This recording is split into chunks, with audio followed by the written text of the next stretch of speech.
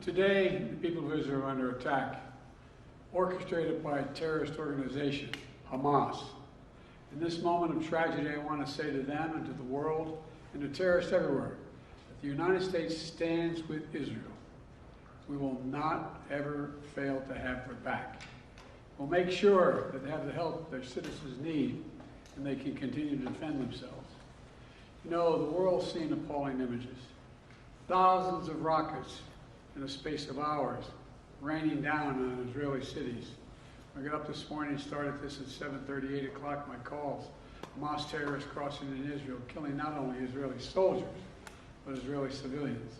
In the street, in their homes, innocent people murdered, wounded, entire families taken hostage by Hamas. Just days after Israel marked the holiest of days in the Jewish calendar. It's unconscionable. You know, when I spoke with Prime Minister Netanyahu this morning, I told him the United States stands with the people of Israel in the face of these terrorist assaults. Israel has the right to defend itself and its people, full stop. There's never justification for terrorist attacks. And my administration's support for Israel's security is rock solid and unwavering. Let me say this as clearly as I can. This is not a moment for any party hostile to Israel to exploit these attacks to seek advantage. The world is watching. I've also been in contact with the King of Jordan, spoken with members of Congress, directed my national security team to engage with their Israeli counterparts, military to military, intelligence to intelligence, diplomat to diplomat, to make sure Israel has what it needs. I've also directed my team to remain in constant contact with leaders throughout the region, including Egypt, Turkey, Qatar, Saudi Arabia, Jordan, Oman, the UAE, as well as our European partners and the Palestinian Authority. It's also a terrible tragedy on a human level. It's hurting innocent people.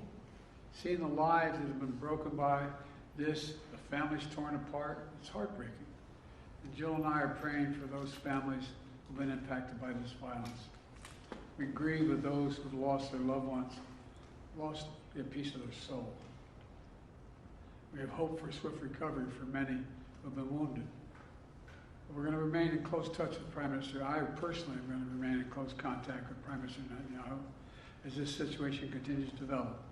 And let there be no mistake, the United States stands with the state of Israel, just as we have from the moment the United States became the first nation to recognize Israel 11 minutes after its founding 75 years ago.